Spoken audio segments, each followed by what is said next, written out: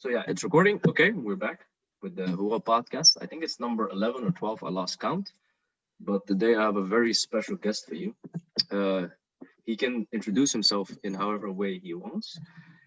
But on Twitter, his handle, what is your handle? At Way Budo. At Way Budo. At first, he was more of an anon in the sense that, how do I say this? I just saw him as a Zen account. Because anon, they represent something. And in that sense, are not a lot of people actually who want to profilate the more Zen mindset. It's only me, a little bit Eddie, and Bodhisattva in this specific sphere that we're in. I'm not saying that we embody it per se, but it's more like, hey, we need to have these people. I do believe in it. It has power because Buddhism is not really a religion.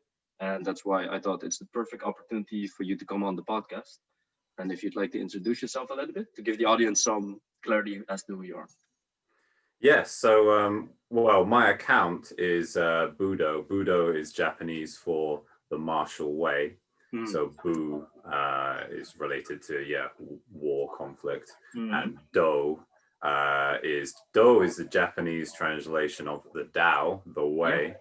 So the martial way. Personally, my name is Lewis. I'm a personal trainer. Cheers. It's a bit early for me. It's 7 a.m. here in Japan, so it's too early for me to be drinking. Yeah. I'm a personal trainer. I teach Muay Thai, powerlifting, meditation. Yeah, Muay Thai. That's how everything began for me. 10 years ago now. I started. How old are you? How old are you, man? I'm 31. Oh, but damn, then I don't know. There's just like maturity to you. I guess you're a little bit older, but now that I see you face to face, I can definitely see. Actually, like I'm close to your age. I'm in that range as well. But it's impressive to hear that your journey began 10 years ago, man. Yeah. So I always say that's when my adult life started. When I was, when I was 21, I started training Muay Thai.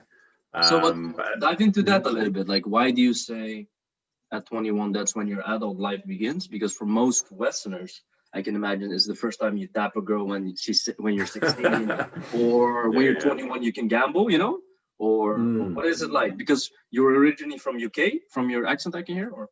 Yes, yeah. So I guess in England, most people think like 18 maybe.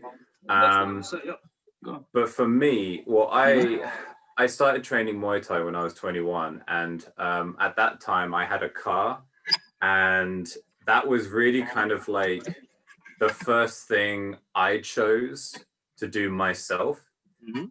So that was when I really kind of I took responsibility for myself, and that was like a big choice. And from there, I joined the army, and I became a personal trainer, and all of that came Army. from... Did you say that? Army. Interesting. Yeah, I was an infantry reservist, so not full time, but I was an infantry reservist for 3 years. And I wouldn't have been able to do that if I hadn't trained Muay Thai first. What do you mean by that? Why are those not exclusive to each other? Well, I originally started thinking about joining the reserves when I was 17, and when I was a teenager, I was rowdy. I was just so unfit, like total unfair. Like never did any exercise, never did any sports. Unfair, yeah, that's typical British thing. They love to say fair play, but I don't get it. I don't get it. All right, yeah. So when I was 17, there was no way I could have joined the army. No way. I couldn't run a mile. I literally could not run a single mile. Yeah. But then when I was training Muay Thai, and I actually traveled to Thailand with my gym, and I trained there for 5 weeks, Koh Samui. And when I came back from Thailand, I was so fit. I just realized that, actually now I can just walk into the army. I wouldn't even need to train for it or anything. It's actually not that daunting. Like you pedestalize. For example, I listen to David Goggins, Can't Hurt Me. I'm plugging in the chocolate, by the way. But so I was listening to Can't Hurt Me, and he wanted to go to Delta. So that's the highest, the cream of the cream, But at one point, you know how he's a beast. He's a physical specimen of the human race. Yeah. And he had pedestalized them so much that he blew them away at his training, but some things went a little bit wrong. But he was like, yo, what the fuck? These Navy SEALs are fucking lazy. Because because so it's a little bit like that. So you thought army was X level, but you reached XYZ level. You came in like, what is this? You know? Yeah. Well, yeah, but like I when I was 17, I was so unfit. There's no way I could have joined. But yeah, when I got to that point, I was just like, it's just this moment of realization of like, well, actually, I just join now. Like I wouldn't train or anything. But so yeah, that was really good. I want to chime in there. Usually when people go to the army or war, they seek out something. What was it for you specifically that made you join the Brotherhood? So it's an extension of everything I've done, really. About me wanting to be an independent person, and have that kind of knowledge and skill set. So when I look at like a metaphor I can give is like, you know, when you watch a movie like I don't know, like say there's like an alien invasion, right? Yeah. And all the civilians are like, oh god, oh no, aliens. Oh, we call those normies. I cringe at those. Yeah. All the normies are freaking out, right? And then when the army arrives, it's kind of this moment of like, oh, thank God, the army are here. And I didn't have any idea of like, oh, I want to save people. It's nothing like that. But when the army arrives, it's more like, oh, these people are in control, right? And whenever I watch those movies, I always associated myself with the military. I thought I wouldn't be freaking out. I'd want a rifle. I'd want to be with those guys. But obviously, but obviously, I don't have the training. I am a civilian. So I really wanted to join. My dad was in the paratroopers in the British Army. But did he serve in the World War then, or a little bit in the Cold? That was here after that. Okay. Yeah. So I got a bit of military history in the family. Yeah, but yeah. So how do I say, like, you had like, it's almost, you know, what you described is a little bit what a lot of guys love to do. I can beat that guy. They're looking at a screen, and because of testosterone and big dick energy, they always say, I can beat that guy. But what you did, you actually made the plunge to go into the military, to actually it's the same with Muay Thai. When I, you know, when people watch like a boxing match or an MMA match or something, everybody likes to say, "Oh, I could do that. It's not, you know, it's like, it's like, well, I thought I could do that, and I did it. You know, so yeah. But what is it for you then to separate yourself from the average person? Why do you think that you have this capacity to do these things? You know, like, for example, before I started recording, you were like, you climbed the Mount Fuji, but a lot of the villagers near it haven't. What makes you different, you feel? Is it something in your upbringing, or I don't know? I'm always wanting to challenge myself, and I just like you said, I have that idea of like, I could do that, so I want to do that. You know, it's just simple to challenge myself, and the more I challenge myself and the more I complete these tasks, the more I realize that really you can do pretty much anything you want. Yeah. You know, it might be uncomfortable, it might be difficult. Yeah. But if you decide that you can do it, one of my absolute key phrases that I really live by, Marcus Aurelius, all is as thinking makes it so. Yeah. So if you think you can do it, you can do it. If you think you can't do it, you can't do it. It's pretty much that simple for most. That is one of the core Stoic tenets, that the mind controls all. It's also Philippians 14:13. I can do everything. You basically said I can do everything. It's very, you have to have optimism to try to go for these things, you know, what you described. But so I definitely hear something, maybe like putting words in your mouth, but you have a stronger mindset, you know. But if I were to rephrase it a little bit, let's say we find like a younger Lewis at 17 who's really unfit, but is not willing to make these choices to go to Muay Thai, to travel to another country. We can like talk about that in a second, but you know how these guys are in the sphere. You've seen them a little bit. yeah, I don't want to put the label on them, but they're lost. You know, some of them are Mm. lost. What do you say to these guys? Like the first step, not to become the next you or me, but what kind of like Yeah, yeah. words of encouragement you can give to them? Well, I've had a few of these guys message me on Twitter, Yes, and I can I imagine. really, yeah, I really appreciate them messaging me. Yeah, for sure. What I always say to them is like, because okay, when I left school, Okay. I had no direction. I had just had a vague idea of kind of what I wanted to do, and I certainly didn't have the direction I have now. When I came out of school, I had like no qualifications, no idea of what I wanted to do. Yeah, fuck school. But what I always say to people is keep studying, Okay. training, keep practicing. You know, whether it's philosophy, whether it's you know, you're at the gym practicing martial arts, exercising, reading, studying. Yeah, as long as you're still moving forward, it's okay if you don't have that clear shape of what you want to do, who you want to be. But as long as you're still doing things, you're learning, you're growing, you're still growing, you're still changing, you're still adding skill sets, knowledge, experience. Your direction will come to you.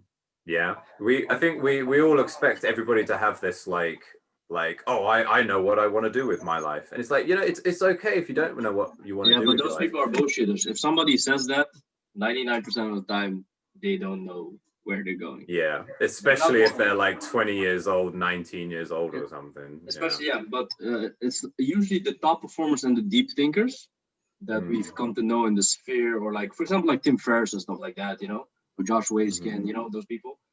They have, I don't know, they've proven themselves, their worth to themselves, but also in forms of like the things they put out. You know, you can see who these people are. You know, or the big goat is like Elon Musk. You know, that guy is vision, that guy's direction. But let's rewind a little bit back, because I was just chiming into more like free flow of thought. But tell me a little bit about why did you make the choice to go from the UK to where you are right now, living underneath the Mount Fuji. If we can dox you, people will never find you, by the way. He has no GPS. He has no fucking Wi-Fi. But you went to the British Army, and then, but what is this? How does this come about? I cannot see this. So I've always liked Japan, Japanese culture. You know, I grew up watching anime, playing video games, all that stuff. You know, it wasn't. I'd always wanted to go to Japan on holiday, and when I was 25, 26, I went to Japan on holiday. And I've been all over the world, okay? My sister, she lives in Canada. My aunt and cousin live in New Zealand. I've got family all over the place. I've been all over the world. I'm very fortunate. My parents took me a lot of places. But you know, like when you go abroad, sometimes you think like, oh, this is a nice place to visit, but I kind of miss home. Well, when I went to Japan, that was the first place I'd ever been to where I really thought to myself, actually, you don't want to go back. I could live here. I thought I could live here. Yeah. You know, and it wasn't. So when I went back to England, I said to people, I'm going to move there. And again, you said about people being all talk. Some people were like, oh, you've just got the holiday blues. It's like, speak for yourself. I'm going to live there. But it wasn't actually until I went. Reminds me of Eddie that we were talking about. They said the same shit to him. He was working for one of the big four, Ernst & Young or PricewaterhouseCoopers. He had a nice job. He was a good man. He had like a good position. And then he said, no, motherfuckers, I'm going to Colombia. And then they said, you'll be back in 12 months. And then he has this famous quote, he has been back for 12 years. He was like, fuck you. Nice. Man. Yes. Respect. But go on. Yeah. So, it was actually after I came back from Japan later, like a year or something later, that was when I actually started meditating and studying Zen, Buddhism, the Tao, Stoicism, all of these things. And so originally, my original interest in Japan was like anime, video games, stuff like that. I don't even really. yeah, I don't watch that stuff anymore. Now, the biggest thing for me is I'm staying here at temples. I'm meditating almost every day. You know, if you said to me like 15 years ago, if you said to me, "Oh, you're gonna be in a temple in Japan, meditating for 5 hours a day," I would say you are insane. That's never. You do that 5 hours a day. Did you say that? Yeah, 5 hours a day. But a day only has 8 hours. How do you do that? You spend a lot of time sitting. Okay, we can talk about that. Yeah, for sure. Yeah. But I love it now. I love it, and it's quite addictive. Yeah. It's one of the best drugs. If you do it long enough, it actually replaces a lot of what people go for, like with vices. You know, you don't miss the vices anymore. You know. Yeah, it's been life-changing for me. Life-changing, no question. So. But then, are you like a monk because you live in these temples? Or can you fraternize, socialize, and? Well, I've stayed in two temples. The first one was Tekishinjuku, which is just outside Kyoto. It's out in the countryside, and that temple, you can basically stay for as long as you want. You just pay and just stay for as long as you want. I stayed there for 1 week. People kind of come in and go in. The second one I went to was Eiheiji, which is the head Soto Shu temple founded by Dogen Zenji. Massive temple. Who is his name? Dogen. What did you say? Dogen Zenji. I don't know him. Is he famous? What is he? Yeah, he's very famous. He basically created Zen, basically. Oh, he's one of the first adapters, yeah. Yeah, so quick backstory. He traveled from Japan to China when it was called Chan Buddhism, and because he wanted to find it was so funny because before that Buddhism in Japan was very like, you know, structured with like politics within the temple and stuff like that, and he said, no, I want to find the real Buddhism. Okay, so he went to China, and that's where he picked up Chan Buddhism and meditation. And he came back, and he created Zen Buddhism, which was kind of more for like, it wasn't such a before Zen was really related with like the Japanese like aristocracy. Yes. But he created a Zen that was more for the people. Like yes. Anyone can practice. Bodhisattva talked about that. He hinted at this. This small chronology, what you talked about, in the sense that the way we know it now, basically through this Dogen, is a more practical way, practical way of life, and then it's very like a toolbox for the common people, such as you and me. Exactly. But I think Alan Watts also mentions Dogen a lot. Now that you talk, and now that you mentioned it, so Dogen. Yeah. I think you recognize a lot of his quotes. Like one of the ones I love is we were talking about like living in different places, being from different places. Dogen said, "Do not ask me where I'm from. Wherever I place my feet is my home." Oh yeah, I've heard that one. Reminds me of this also the Zen dude. It's called, his name is Zin or Zin, I think. He says, wherever you are, there you are. It's a distillation of that one. Yeah. I always say that one because it's especially when you have the travel bug or the wanderlust or the Ronin spirit that people love to hint at me. It's in the sense that at one place you don't feel at home that easily, or you're always on the boat, you know. So But for you, go on. I was just going to say that it's all well and good, like understanding that, like theoretically, but like I think for people like me and you who've traveled around, lived different places, then you begin to understand that experientially. Because like, so before I left England, I lived just north of London. I moved up to Manchester for 3 years. Manchester. And so I moved up there. And when I moved up there, my parents moved to Canada. So my parents' house, that was being rented out. So I couldn't even go back there. And now I've lived in Japan for coming on 3 years now. And like my parents' home, that's not my home anymore, right?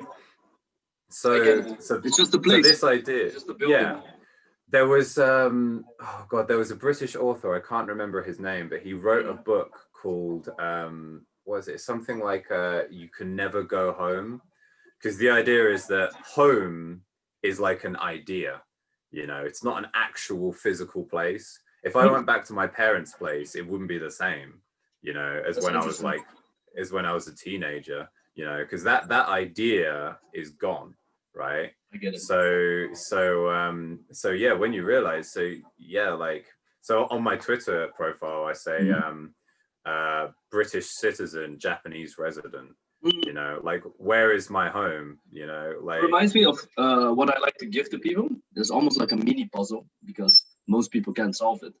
Is you have your ethnicity. So you have like British blood, I can imagine, or maybe Irish, Scottish, something like that. Caucasian at least. That's your ethnicity. But then also you have your nationality. Can also be different, because my nationality is different than my ethnicity. And well, that's really interesting, actually, because that's what really confuses Japanese people. Because in Japan, ethnicity and nationality is exactly the same thing. Because it's just like, oh, I'm Japanese, I'm from Japan, and I'm ethnically Japanese. So that's just one thing. But obviously, like in England, there's so many different races, cultures, you know, so you could say like, oh, well, you're like, okay, this person is ethnically Indian because their parents were first or second generation immigrants, but they've lived their whole life in England. So they're a British citizen, but they're ethnically Indian. But Japanese people, it's just one thing. They don't Japanese really separate. People can get quite, not flustered, but they can think in boxes a little bit because they're traditional, you know.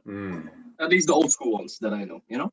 But also, anyway, it gets a little bit more confusing for some people if the third and the fourth is, what is your personality, and fourthly, what is your identity. Those four things that I mentioned: ethnicity, nationality, personality, identity. They do not have to overlap, you know. For most Americans, if you're like right wing and you come from Texas, it's all the same or something. Not a knock on these guys, but yeah, I do love that patriotic spirit, or maybe the Japanese spirit. Japanese have the Japanese spirit, Yamato Tamashi. It's all the same for them, you know. They're Japanese by blood, on their fucking passport. They think in a Japanese way. They're really like tied to it, but that's then how you get boxed in, which is, in my opinion, contrary to the Upaya and the Dao flow, you know. Yeah, well, absolutely. Because just when we first started talking, you mentioned about not putting labels on things, and that's something that I'm always trying to remind people is, you know, when we're meditating, you know, like if you hear a sound, don't try and name it, don't try and label it, you know, because that's how everything arises, is from judgments, is from labels, is from assumptions. So yeah, trying to be in that kind of natural state. Can we peel it back a little bit, like meditation? So let's pretend like I'm a total noob, you know, I'm talking to Lewis, I'm coming into the temple of Lewis, and I ask you, Brother Lewis, teach me how to meditate. What do you say to this person? I always say start with posture and breathing, posture and breathing, posture and breathing. So the absolute fundamentals, first of all, with meditation, we want to be building concentration, because that we have the wandering mind, we need to build that concentration. And one of the ways to do that is by focusing on posture and breathing. Yeah, so there's a lot of people, right? Yeah, because there's a lot of people, some people focus on a mantra, some people focus on the image of a candle or something, you know, but whatever it is that you focus on, it doesn't really matter. You're just focusing on something. I like to focus on posture and breathing, because you will always have your posture and you always have your breathing. Yeah. In Buddhism, there's the 4 postures of the Buddha: lying, sitting, standing, and walking. So you're always generally in one of those 4 postures, and you're always breathing. Smart as fuck. Yeah. So if you focus on those 2, that's a fantastic place to start. Just to start. And counting the breaths is an easy one. So we're sitting up straight, counting the breaths. We breathe in, and on the exhale, you count 1. You breathe in, on the exhale, you count 2. You just go up to 10. Yeah. I definitely recommend that to people as well. You know, the other day I was teaching somebody as well not teaching, but telling what I do, you know. And it's never that you're not without breath, right? Without breath, you're dead, in a sense. Yeah. And in that sense, anybody can meditate. And what you just described, if they try that, what you just said, it will take them 1 minute. And it's like that trick. If you read 1 page of a book, you're suddenly at 2 pages, then at 3 pages, then you're addicted, and you want to finish the whole fucking story, you know? And that hits that you get in your brain from meditation, there's nothing like it, you know? Yeah, it's I always say to people, like, meditation is so deep and expansive, and there's so much to learn and understand. You could easily spend your whole life practicing it and not learn everything, but it's very easy to start. It's so easy to start. It reminds me of that analogy, that quote they give to poker. You can learn it in 10 minutes, but it will take you a lifetime to master. It's the same. Yeah, but what you said, like, it will, like, you can spend your whole life meditating. Earlier you touched upon how you meditate for fucking 5 hours. The longest I have done is maybe 90 minutes. So funny story, I wanted to watch the greatest fight in the century or something. Oh, it was actually a couple hours actually. So Floyd Mayweather versus Manny Pacquiao. Not really. Okay. But I had to stay awake for 3 hours until the fight was. And then I thought, you know, I'm just going to sit in the fucking dark and meditate in the dark until it's time, you know. I didn't want to sleep. But I know how to go to this a little bit, like a couple hours. But what is it for you? Why do you don't go for the conventional top performer 20-minute hits in the morning and maybe in the evening or in the mid-break? Why do you shoot for like a longer period of time? Well, when I say 5 hours, like I said, that's broken up. So the longest in the temple, the longest we meditate for is we do 50 minutes seated meditation, and then 10 minutes walking meditation, kinhin, and then another 50 minutes seated meditation. What's the difference between seated and walking?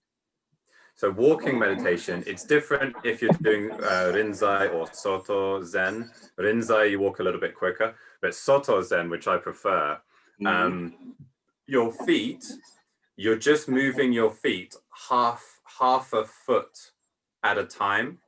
So as you inhale, you lift your foot up, and as you exhale, you put your foot down. Inhale, exhale, inhale, exhale. And you have your hands in your chest and your eyes are looking down. Otherwise, it's exactly the same as seated meditation.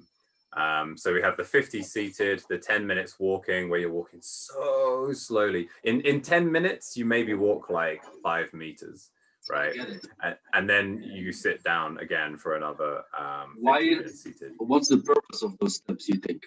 What do they teach you? Well, it's really just to get up and stretch the legs, because it's hard to sit down for a long time.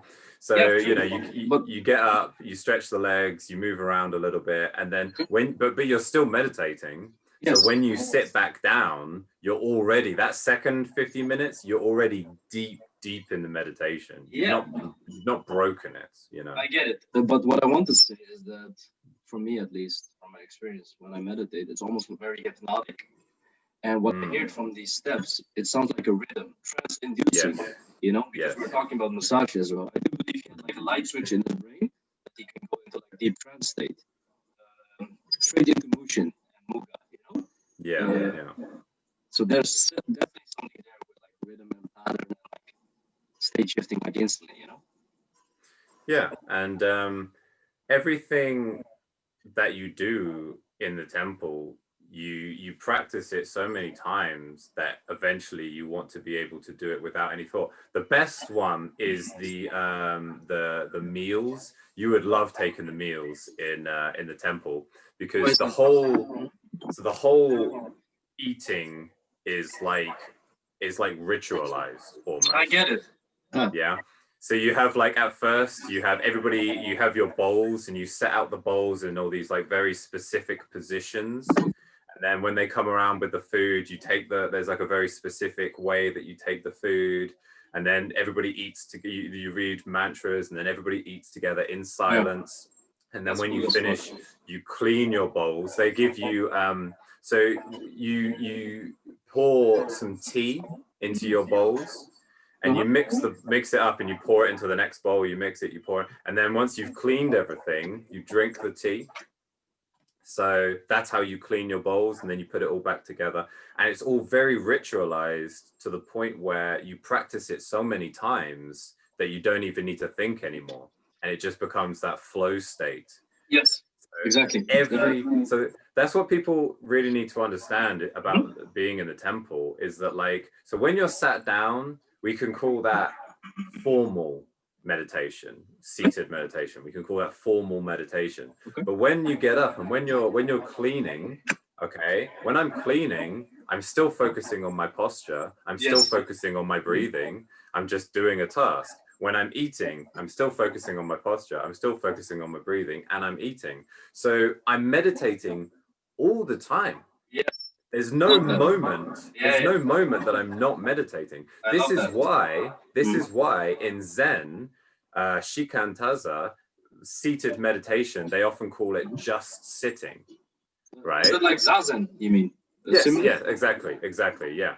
So the idea is that, okay, if zazen is seated meditation, but I'm meditating all the time, then seated meditation, there's no point calling it meditation, because it's like redundant. So it's just seated.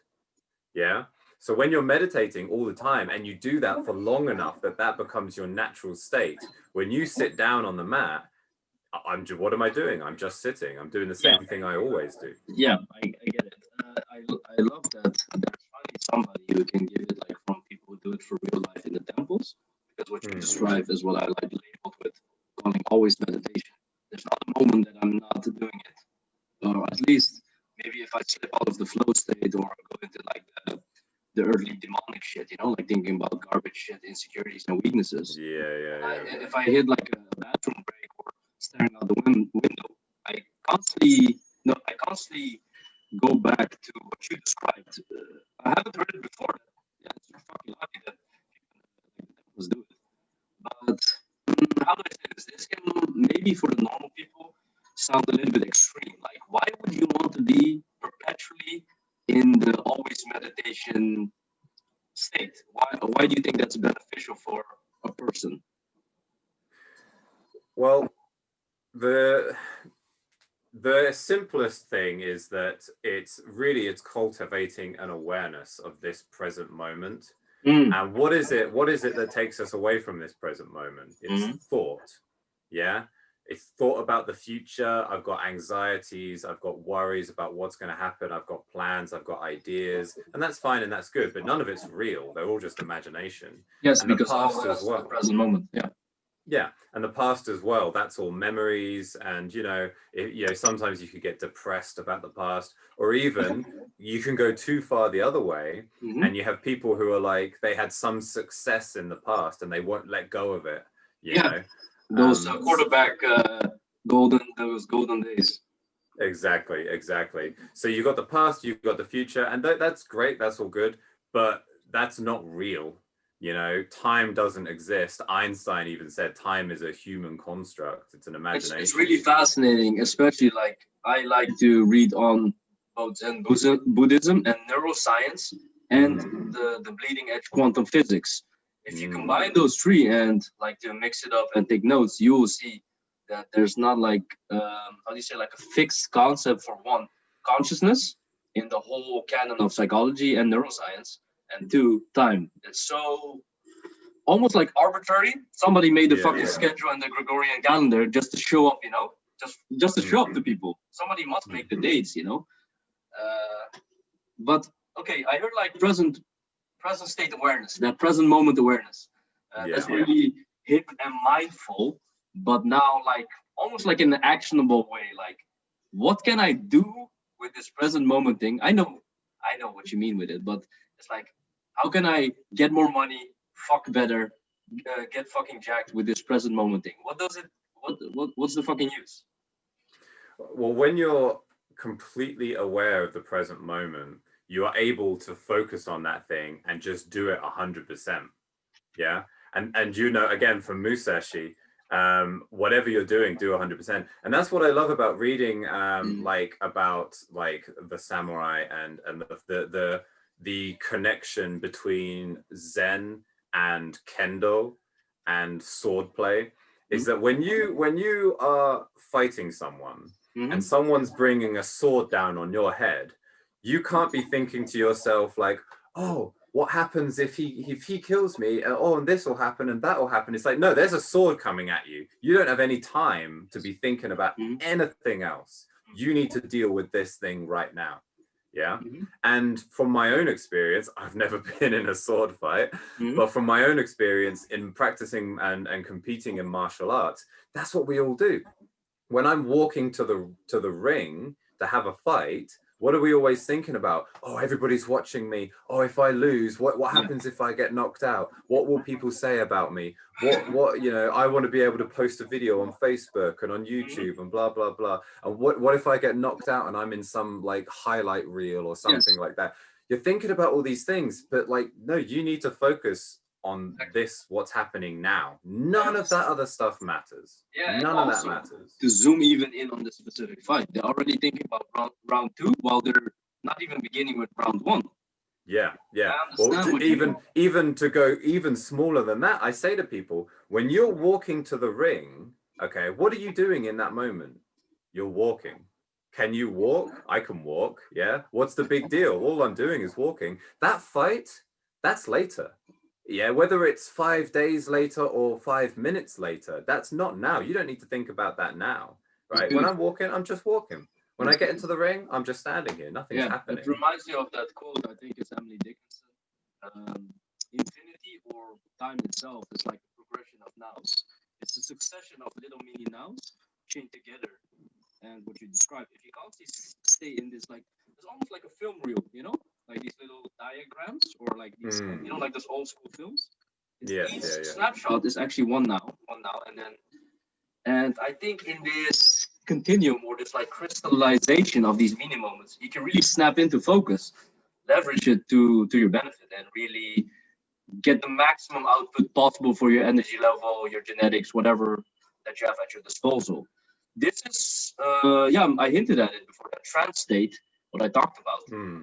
I always call it like trance, to go like slip into the state. Musashi had that, and that's why I believe he was 61-0, because he did not care about winning or losing. He was a fucking orphan, you know the background a little bit, but I do believe that's why he was undefeated. You know, he had that true in the moment mindset. You know, that's really, and that's not just for like ancient figures, but even today, you talk to these like world champion athletes, and they all say the same thing. They all talk about that flow state. They talk about how time just disappears. They all say the same thing. They've been saying this for thousands of years. Yeah. So who are your favorite fighters right now? Who you got? Sorry? Your favorite fighters? You see what? Or... I like Israel Adesanya. I was thinking about him because you described this flow state, and Israel Adesanya, he calls himself, for example, the style bender. It's attributed to like Ang, you know, and he has a really like fluidity to him. True champions always have fluidity. He's and it's because he came from like a kickboxing background. That obviously, that's my style. But yeah, I really like his style, and he's young as well. He's got a long way to go ahead of him. So he's one of my favorites. Yeah, definitely. He can become like the GOAT if he keeps it up. I hear he's taking the match with the Polish dude for light heavyweight, I think. He definitely wants to be the pound for pound. Yeah. Did you see there was an old fight? I can't remember who it's with, but back in his kickboxing days, there was a fight he had with someone who was like, he was like 15 like the other guy was 15 kilograms heavier than him. He's like massive guy, and Israel knocks him out, and it's unbelievable. I think it's at least I think I saw one of the defining moments in Israel Adesanya's career, in the sense that I don't know how he calls it. He has like this funny name for it, but he slips into the moment. He goes into this energy, he calls it. Then he this guy, he has no moves. You can see that guy's really flat-footed. And Israel Adesanya, he has this way of feinting, you know, setting up, and he just like spams this guy. I saw that fight. But then you can see already he had the potential to go really far. You know, it's like you can't touch these people. They're like water, you know, like water. So, but obviously, like you're influenced by that as well, the water philosophy. Yeah, and again, it's all about just being fluidity, being fluid, being relaxed, and actually, that's So Bruce Lee, he's the famous, be like water.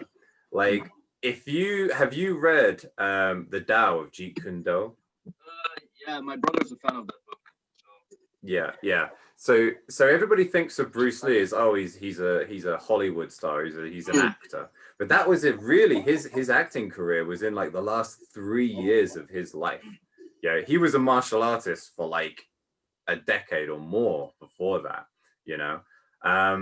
So yeah, when you read the Tao of Jeet Kune Do, you realize it's like, wow, actually, Bruce Lee, he was a pioneer. He understood completely everything about the Tao and about its relation to martial arts. And actually, even the name Jeet Kune Do. So he always says that he has no styles, right? He just fights. To have style, to have no style. What does he say? Like, to have style is to have no style or something. Yeah, he said to have no style is to have all styles. Yeah, that one. Yeah. To have a style is to create boundaries, right? And this is okay. So this is something I wanted to talk about. Is here in Japan, people say to me like, "What do you do?" And I say, "Well, I study and I practice Budo." Okay. And when I say to people here in Japan, when I say to people I study Budo, they say to me like, "Oh, okay. Like, what kind of Budo? Karate, judo, kendo?" I say, no. I study Budo. Yeah. Okay. If you just practice karate or judo or boxing or wrestling or any one of these things, that's not the martial way. Okay, that's not the martial way in its entirety. When I was in England, I was working in security, right? If I'm working in security, if I'm bouncing a door, I'm working at some club or some bar, and some guy throws a punch at me, right? When that punch is coming towards me, I'm not thinking to myself, oh, shall I use boxing or shall I use wrestling or maybe I'll use judo? No, like a punch is a punch, right? Like styles don't mean anything. I know what you mean. It's not, at least, I don't know how a person's brains work, but I can imagine it's like a God of War game. As soon as the punch comes, it's not like you have a drop-down list, like you can do X, Y, Z. It's more a very gut reaction, an instinctive fluid motion, That is what I always call like lightning trapped in a bottle. You have to have that. Conor McGregor has that. You can see it. Like it's one of the, like that anime character, Ashtanga Joe. When he counters, you see like the lightning in his eyes. Yeah. That's what you actually see when Conor McGregor fucking snipes somebody. Like you see him that he knows it, and then he slips with his face, what he does really beautifully, and then he. But coming back to what you said, like about this, the Buddha, the way, basically, Musashi says it as well. When you know the way, you see the way in all things, right? Yes. It's really hard for a non-connoisseur to step on this path to suddenly see all these things. I know, for example, a military man like Jocko Willink, he sees it as well. He at one point he got so into his military shit. He was reading this one book, what's it called? About Face, 50 million times. He read that to death. Then he got like this philosophy, and then he went into fucking Navy SEALs. 40 years, he almost became like commander. But he brought that then to the BJJ mats, and then to his lifting, to his fucking entrepreneurship, to all facets of life, basically, business, boardroom, and battlefield. But there is something why most people can't reach this plateau. So how can you enlighten somebody like that, you feel, to get them on the path?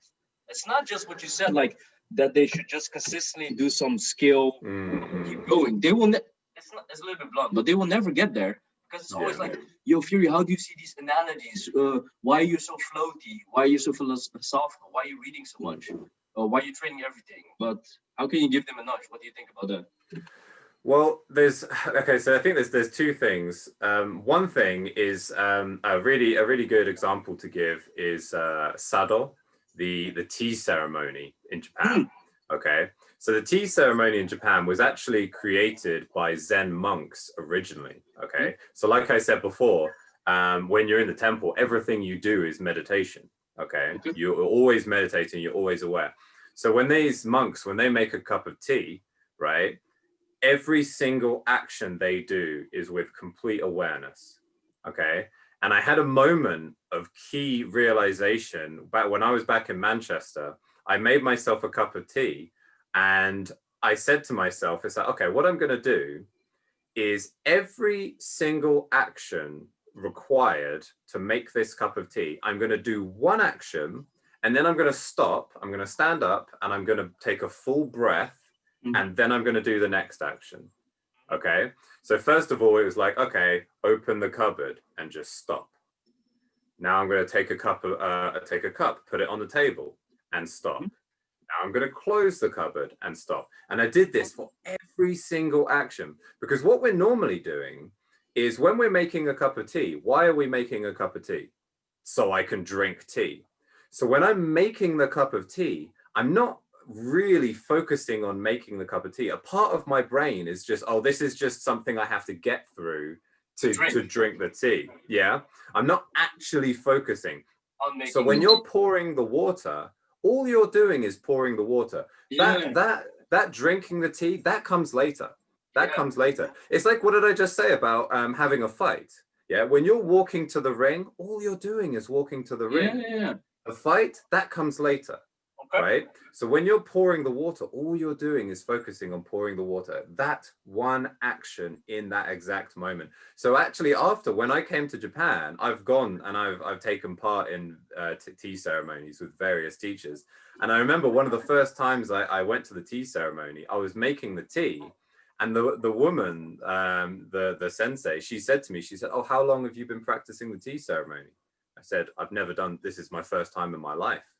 But she looked at me, and because I was doing every single action with complete focus and complete awareness, and I wasn't like rushing myself and I wasn't uncertain about everything, just every single action, I was taking my time with complete focus. She looked at me and she said, he's on the way, right? Yeah, he's got it. He's got it.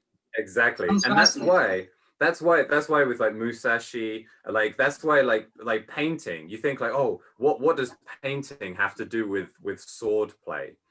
Focus, awareness, complete present awareness. And actually something that I don't know if you know, that's something you'll find interesting is Zen paintings. So when we think about paintings, if you think about like a normal, like, I don't know, Renaissance painting or whatever, okay, how do you make a painting? You're constantly going over it, constantly changing it, constantly editing it, right? Well, with Zen paintings, there's one stroke, okay? If you look at Zen paintings, every single line, every single stroke is done once. They never correct anything. They never change anything, okay? And that is the same philosophy as with sword play.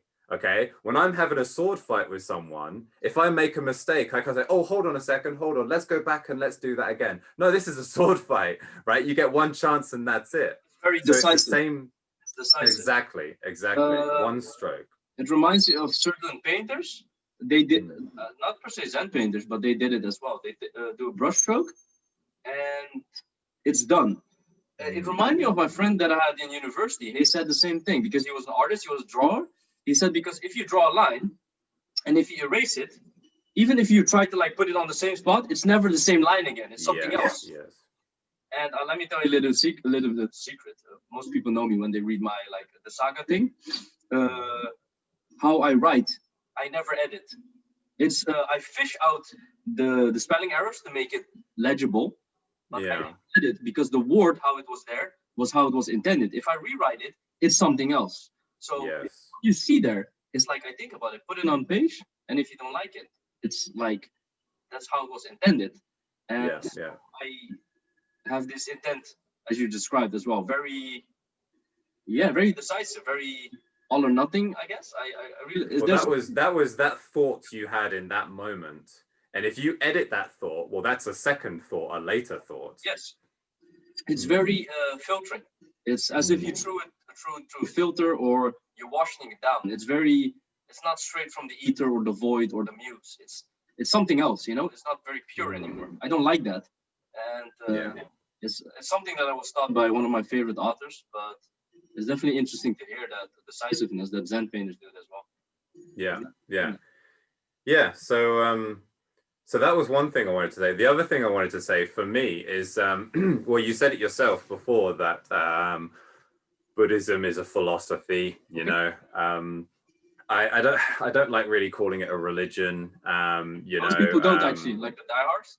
They actually escape the Buddhism for that it's not a religion, and most atheists go towards Buddhism because of its practical advice, practical advice. Yeah, exactly. It is treated like a religion in some places, especially Thailand. It's very, and I love Thailand, of course, with my connection there. But the Buddhism in Thailand is very structured like a religion. But yeah, certainly in Japan with Zen Buddhism, it's so practical. It's just like, it's literally just like a guide. Like, if you want these results, do this thing. That's it, you know. But what really fascinated me when I started meditating and I started studying Buddhism, Zen, the Tao, Stoicism, is, so now I believe in the perennial philosophy. Okay, because when you read Buddhism, or okay, let's go back. When you read the Tao, you read about what is the Tao. The Tao is the way, the undefinable process of reality. Okay, and then you read Buddhism and they talk about the Dharma, and you're like, oh, that's the same thing. And then you read Stoicism and they talk about universal nature. And you're like, hold on a second. The logos and the pneuma in Stoicism. They have really big similarities. Good that you found that out. Yeah, it's the exact same thing. And like, and in Hinduism, it's called Brahman, I think. Oh yeah. And now that's how I see Christianity now. God, okay, God is that same energy, that same source. Okay, the difference is with Christianity is they project like a human kind of like form onto it. Almost like exactly, yeah. But it's that same energy. It's the same energy. So whether you call it the Dharma, the Tao, universal nature, God, Brahman, it's all the exact same thing. It's all the exact same thing. And like, so for me growing up, you know, the Church of England teaches Christianity in a very like, you know, what the Bible says literally happened. And it's like, okay, when you look at it as a collection of stories and philosophical understandings, you realize that all of these things, they're all the same. It's the exact same thing. I am 100% certain, if you took Plato,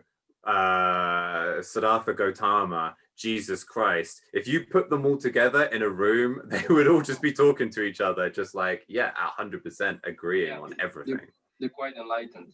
And what do they say? Truth is truth. At one moment, if you drill down to the fucking truth, it's all the same, you know? Because truth has its own principles, and everything from principle-based thinking, truth-based thinking, almost 100% similarities there. There are also, like, if you like Google, you can find these images, how across religions, I think I saw it of one of my friends who does this deep research just like you as well, how the Viking mythology, Siddhartha in the ancient Hinduism, and the Christianity, the Judeo-Christianity religion had these same like beasts. For example, Thor was fighting this dragon, forgot his name, and then Siddhartha was also fighting this beast. They're like eerie. It's uncanny how similar these lores and myths are. I don't want to like label these religions as myths or something, or else people are gonna fucking dox me and call the fucking FBI on me, you know, because they get hardcore on this shit. But I do know what you mean. It's a very interesting topic that you want to bring up, because I actually wanted to ask you, like, what do you think you can, like a hot topic or something that is quite controversial, what a normal person wouldn't dare to say, or even wouldn't have the insight. Is very hot shit, man. Yeah, well, that's the big thing, is that you know, I really feel like, so I mean, okay, let's take Buddhism for instance. Okay, like, I personally, from my own study and practice, here's a good example. When I went to Eheiji, okay, we had a meet, No, that's the temple I stayed at, the head Soto Zen temple. When I stayed there, we had like a meeting where we all sat down and we were all talking. It was kind of like a round table discussion kind of thing. And we were talking about the reason we practice meditation and all of these things. And what I said is I said that the way, the Tao, the Dharma, whatever you want to call it, okay, there are many different philosophies and many different pursuits to reach this understanding. And for me, I believe that Soto Zen is one of the most direct, okay? So all of these different things, they all reach the same understanding. But the problem is, I don't want to shit on anyone too much, but the problem is that like most people, okay, like when it comes to meditation, when it comes to Buddhism, most people think that like, oh, they meditate a little bit and they just feel relaxed. It's like, oh, this is nice and relaxing, and that's it. Yeah, it's like with Christianity, people think like, oh, I'm a Christian, so that makes me a good person. Oh, I don't read the Bible, I don't study the Bible, I don't go to church, but I'm a Christian, so that makes me a good person. So with all of these faiths, pursuits, most people just go in at this like base entry level, and that's it, you know. But I think when you, and that's where the conflict arises, whether it's between philosophies, religions, the conflict arises between those people who are just on the base level. Okay, when you talk to the people who are on the high level, okay, the high level monks, priests, imams, all of these people who are on the high level, they don't have any conflict with each other. They're all on the same path. They all have the same understanding. Yeah, they all have the same awareness, compassion, respect. Those the four Buddha things, right? Joy, kindness, compassion, and love. I think you're closer to a more, you're shedding your skin. You know, you're closer to your pure nature, this connection to the oneness. You know, that they like to talk about, and they get closer to that actually. Whereas the normal human being, they can never even begin to grasp that shit. But I really like what you said, how they say like, I'm a Christian, then I'm a good person. You know, some people, I don't want to like shit on people, but some people do that. Like, maybe it's a little bit evil of me, but for example, I'm Roman Catholic. A lot of people don't know that. They think I'm some fucking Japanese, like fucking angel, like shot out of nowhere. But I make a joke because I'm actually baptized. And if you look into how people are raised, you have to go to communion, you know, and stuff like that. But actually, if you're baptized, they say you get almost like a stamp ticket, I call it, to meet Peter at the gate. So I always say, yo, bro, I got baptized. I'm best friends with Peter already. I'm going to heaven. I don't have to go to church ever. You know, almost like a tongue-in-cheek as to how fluid I am in my philosophies or belief systems. And I don't try to, why I'm actually bringing this forward, not to shit on religious. It has a purpose, and people can believe whatever they want. I don't give a fuck. But it's more, you stamp something on yourself and you label these stickers on your identity, which is not really there, you know? It's something very fluid, something very ephemeral. You cannot touch it, you know? This is what you want to reach, this untouchable, this ungraspable shit. But people just want to put these stickers on it, which I try to get rid of, you know? This limitlessness, this boxlessness, this way, what you're talking about in all things. And it starts with, these things that you were given as a child, you know? Usually, I'm not saying that when you're an Indian, you're always like a Hinduist, but it's usually like that. And when you come from certain areas, you're more like this religion, or, you know, or more Russian Orthodox if you're from Russia, etc., you know? It's just, that's more, not to put it like on you, but that's more cultural then. It's very different. Is this how you really think, or is this how you're programmed to think, you know? Yeah. Well, so in Buddhism, there's one of the key tenets is that there is no self. You know, that these ideas, this character we build, is just based on concepts and on memories and, like you said, on labels and ideas. But this is why now I really don't get on with identity politics. You know, what do you mean by that, identity politics? Is that some like cancel culture? Well, yeah. So mostly from these kind of like, you know, far left woke progressive types they are so obsessed with like saying like, I am this, you know, like I'm gay and I'm proud to be gay. And it's like okay, if you're gay, homosexual, whatever, I don't care. I have quite a few friends who one of my absolute closest friends is a lesbian, Rosie, love her to death. Yeah. But the problem is with these people that they like attach, they make that part of their identity, you know, and they're so attached to it. And that's why whenever anybody challenges anything about it, that they find that like a personal attack. Like, that's all ideas. Yeah. Like, if you choose to associate yourself with that, that's a choice you're making. Okay, I don't. I was gonna say I don't associate myself with, like, okay, so I'm British, okay, or okay, say if you're from France, okay, what's the difference between France and Germany? Like some imaginary line we've drawn in the sand. It's right? arbitrary. Yeah, it's arbitrary. So if these are associations that you want to make, that's fine, but you need to be very consciously aware that this is a choice you are making to associate yourself with this or with that. And I mean, okay, well, gender, Jesus Christ, gender, you know, like you get these men who are like, I'm a woman. It's like, who cares? All right, who cares? This conversation, this conversation I've had with you now today, it would not be any different if you were male or female or black or white or anything, right? I'm talking to Fury. I'm talking to your spirit. It goes even further. It goes even further as to why I said before this conversation why I don't have no name actually. Of course, Fury is not the name on my fucking passport, because it doesn't matter what my name is. It doesn't matter how I look like, you know. It's all these things that it just seeps out of me, you know. This shedding, this transgression, this transcendentalism, you know, this ascension, this actualism.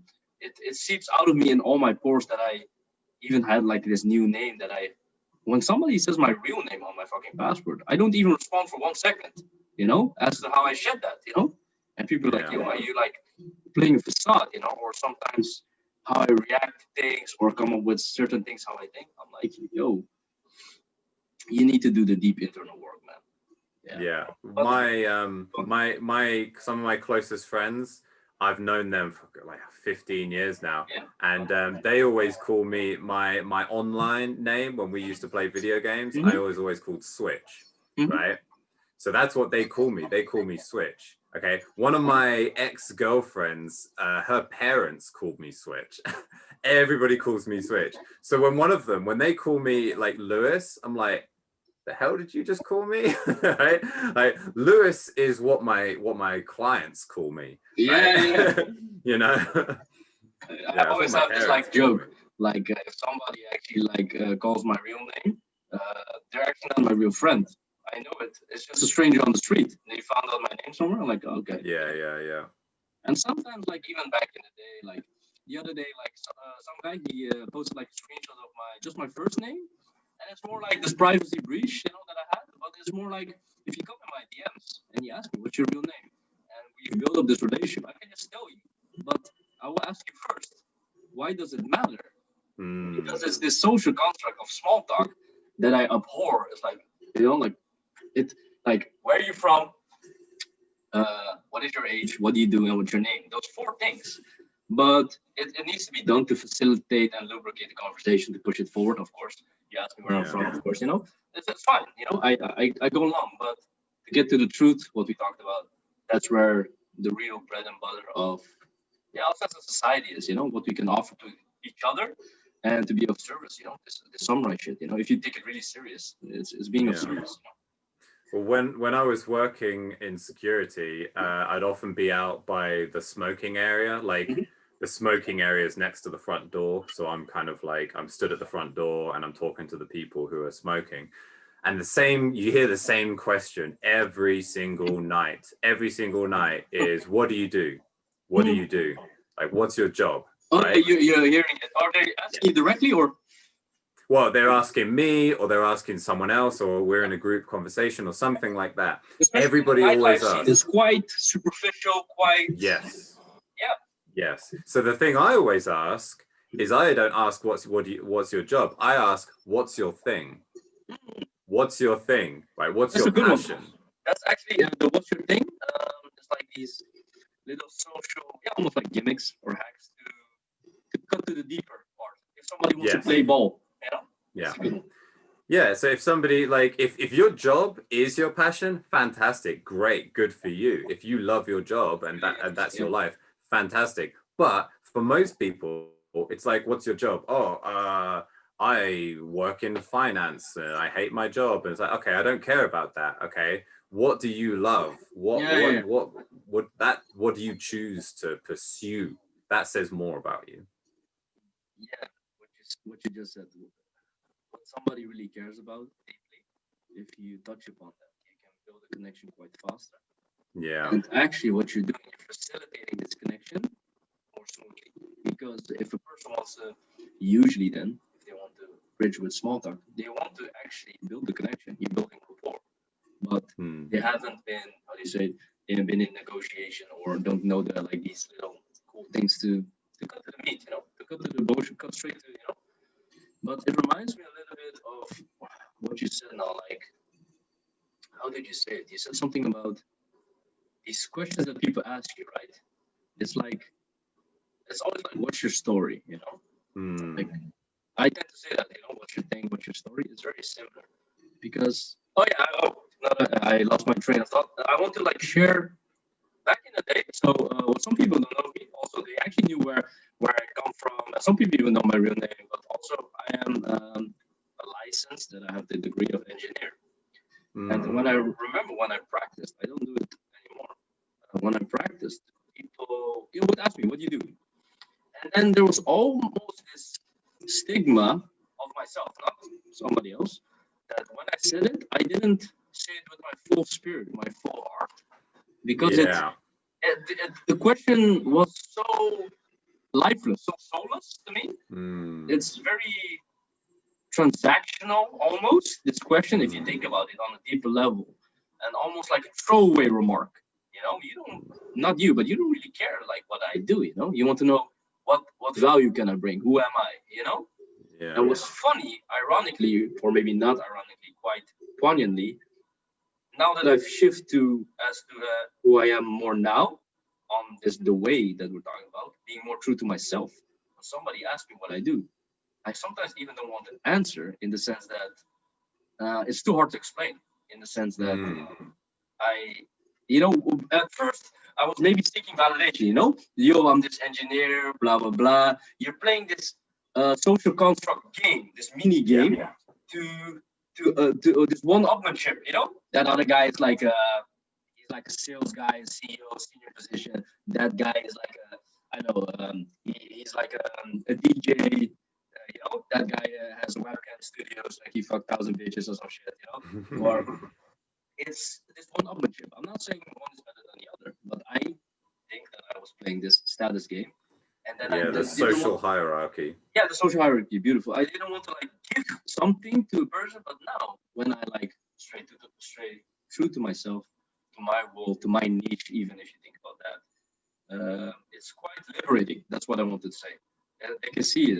It exudes out of me, and they're like, "Why is this guy so mysterious?" Or it's just because I don't really care about that.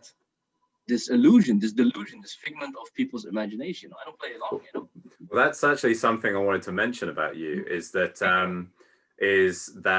like, so when I joined Twitter, and I was, you have these people like Eddie, or some of these other accounts who have these like Twitter growth guides, right?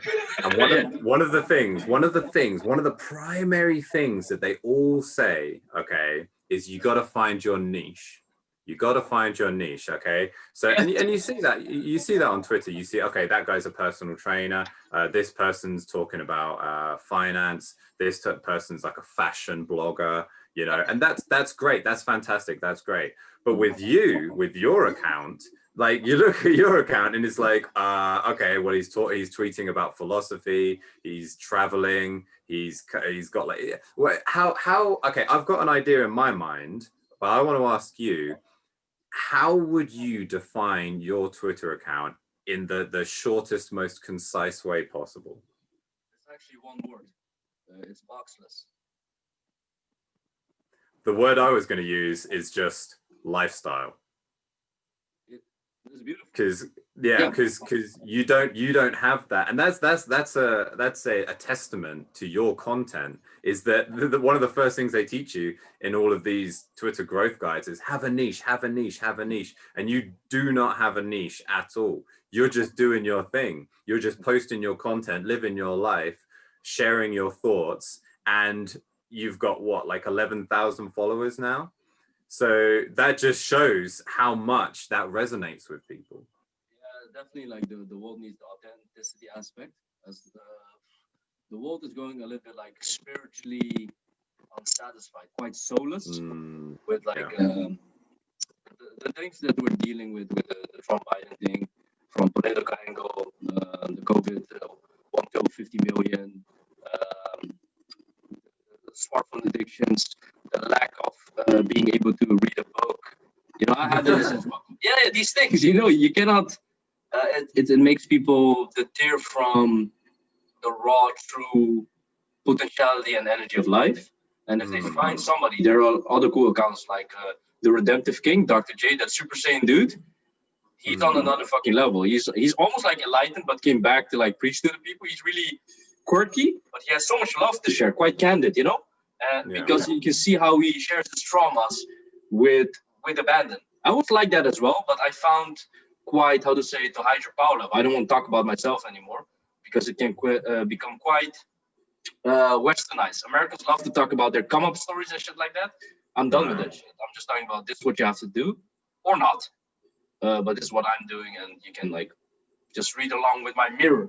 So the feed, what you see, is the mirror, what you said, the lifestyle, you know? Yeah. So but why I said like boxes, it's like I have this friend of mine. He doesn't, so he used to be on it, but he stepped off, but sometimes he logs back in, you know? And he says, yo, bro, like, really respect for you that one day I just scrolled through your feed and it was truly boxless, man. Huge respect for that. It's all over the place, but it's like you can feel it's you know? And then I'm like, huge respect, because that dude is just like a student, you know, he lives in a city next to mine. He's not a guru, he's not rich, nothing. But that was just a testament as to what I'm doing with myself.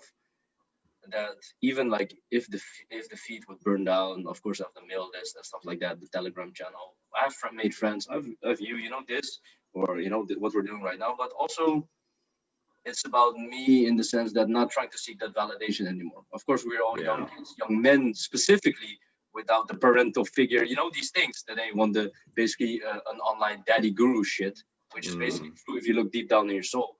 But I don't want to be that guy anymore, you know? And that's why it's truly a testament to lifestyle, as you said. And that's why they say sometimes the HOOA way, the Fury way, you know, those things.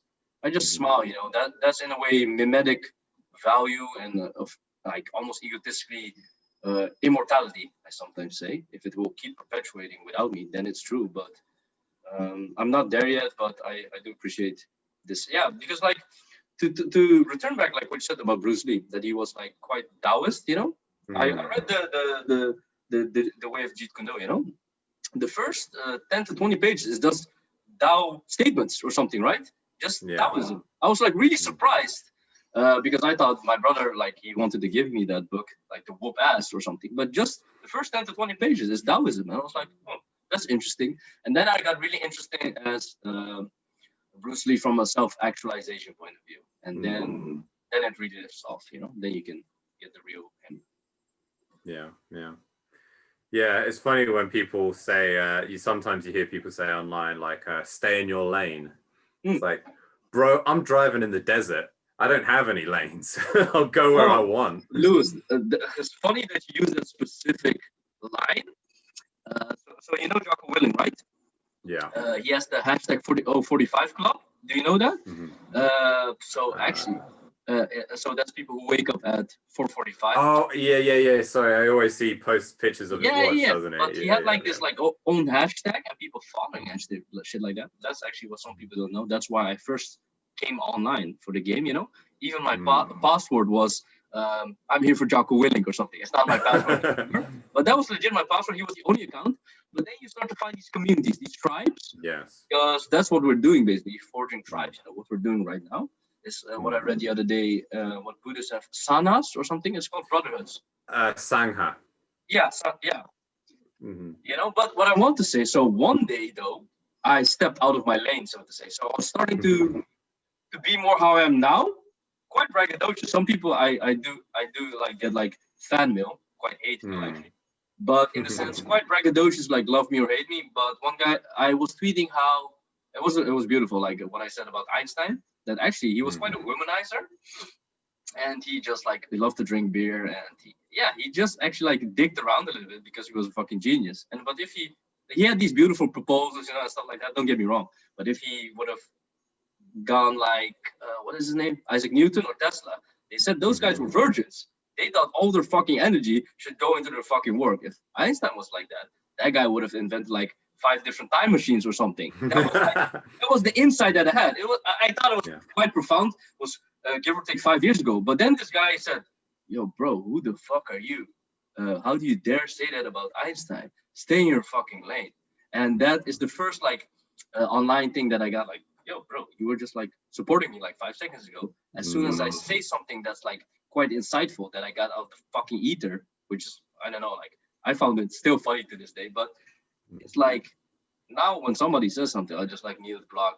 Yo, you think I give a fuck who the fuck you are, Send me your fucking address, like that Khabib thing, send me a location. I'm like, and then even if he sends me like location, I'm like, yo, I got better shit to do. It actually says more about the other person that person thinks I'm that important. Yeah. Well, that's why you call hate mail love letters, because if they think I'm so important that they need to message me to let me know how terrible I am, then obviously they respect me at the very least to do that. But yeah, you're absolutely right about these communities. When I joined Twitter, originally I just joined Twitter to kind of like promote my podcast. Yeah. But what I did not, because before I never used Twitter before. I thought Twitter was just for like following celebrities or whatever, right? I had no idea about these communities that we have where like, you get all these like sort of like top content creators all like follow each other. And you have these like, and it's fantastic. And it's just amazing. And this is why, and this is karma. This is why when some people say like, oh, Twitter's terrible. It's all just people fighting and arguing and blah, blah, blah. So if that's what you think, you're following the wrong people. Because when I log on to my Twitter and I look at my feed, it is nothing but positivity, support, productiveness, motivation, discipline. That's all I see. And that's the community I'm a part of. Yeah. So it says a lot about the person what you take with you, because it says a lot about your personality that you're just thinking that you want to beef there. I can imagine these people in real life, they're like that as well. They look too much to the news, or they're not meditating, they're fucking wanking off every 5 seconds, or I don't know what they're doing, playing video games 24/7. You can't play video games, but I'm really hard on these people because they haven't gone on to the way, they have to do more with their life, But I actually wrote down an interesting thing that you mentioned that I want to touch upon, that I think a lot about the no self, the motion, the no mind, the no self construct. So I was reading up a lot about it, like there's no birth, no death, it's all illusions, all notions, but it can be quite ungraspable for the normal person. What do you mean by no self? First, if you want to explain to a layman, and also how can they step into this mindset, and what can they gain from having no self, besides the present state awareness that we already talked about? Yeah. Well, I need to talk about this quickly because I've got a client in about 7 minutes, so I need to go soon. But to quickly touch on that, yeah, no self. Well, in Vipassana Buddhism, there's three qualities of everything. Impermanence, unsatisfactoriness, and no self. So no self, the idea that nothing, so my memories don't create me. I'm not defined by my memories. I'm not defined by sight, sound, body sensation, this internal dialogue that I'm having, my thoughts, my memories, my projections of the future, my feelings. None of these things, you can't hold on to any of these things and say, this is me. Okay. And that's related to the first thing I said as well, impermanence. Okay. Because none of these things, they're all transient. So none of these things are permanent qualities.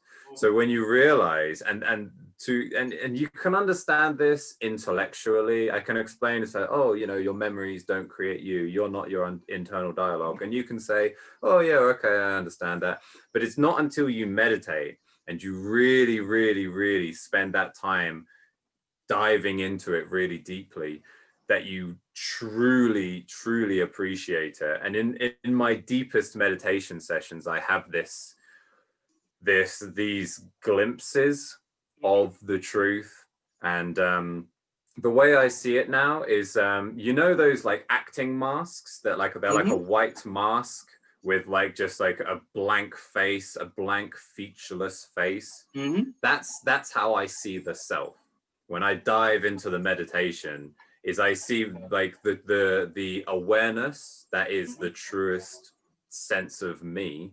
Okay, like I didn't choose to be white. That doesn't define who I am. Male, white, British, personal trainer. None of these things concretely define me. So the true me is this just white, like pure white, featureless ball of energy deep inside me. That's the no self. But it takes practice to connect with that. And when you connect with that, and when you connect with that in yourself, and when you see that with other people, then the barriers drop away, right? I'm white, you're black, I'm male, you're female, I'm liberal, you're Democrat, I'm blah, blah, blah, blah, blah. Like all these barriers drop away, right? It's like the way that a metaphor I give is like, you look at a colony of ants. Right, you don't say, "Oh, this ant, this is Bob. He likes to play tennis." Right? No, it's just one organism. Oh yeah, right. Reminds me of Marcus Aurelius. He always used the beehive concept. Yeah. Exactly. He always talks about how we are all brothers. All men are brothers. We're all working to the same end. Right. If you want to create barriers between, and again, going back to what I said earlier, identity politics. I'm this. You're that. I'm this, I'm not that. And that's, again, in Buddhism, they say, do not grasp anything, do not reject anything, okay? So when you drop these barriers away and then you realize the connection between all people, all men are brothers. That's why I say to people, I say to people like, thank you, brother. Like, nice to meet you, brother. And I mean that sincerely because all men are brothers. We're all part of the human organism, right? So yeah, when you start to connect with that, it lowers your own ego, your own conflict, your own and you are able to connect with people. As a teenager, oh my god, man, and this is something we could go on to another time, but I was an angry teenager. Definitely want to bring it back on, man. Yeah, man. And we can leave it on a high note like this. Yeah. So 100%, yeah. So yeah, that's something I want to talk about more in the future. Is that no? So usually, if somebody wants to promote something, or you want to leave somebody with, I don't know, what do you want to leave the audience with? You know, the floor is yours. You can say whatever you want. For the last one. So I've got my podcast. That's my main thing that I go for. Like I said, you can get me on Twitter @WayBudo, but I got my podcast. That's kind of my main thing. But actually, I haven't released a podcast episode for a while now, because I've been working on my book, which is currently at about 20,000 words of the first draft. That's a lot. Yeah. So I've got like 4. I've got some small little ebooks that are coming out, but I've got a big book that's coming out that I will publish it online. But really, I'm going to be going to actual publishers. I want to get it really published. So that's my big thing this year. My number one big thing this year is to get published. So stay tuned for that. But for now, I've got my podcast. So if anybody would like to follow me, I would be very much appreciated. Thank you very much, Brother Lewis. Yeah, and thank you for having me on this. Like I said about the community, the Sangha of these self-actualized people who are on the way. And yeah, I really appreciate yourself, Eddie, Bodhisattva Beast, all of these top guys. I really appreciate everything I've learned from all you guys. It's quite rare to find these types of people. So it's been groovy, man. Thank you very much. Enjoy the day, enjoy the present moment. Stay frosty. Yes. Man. Yeah. Take care. See you again. What?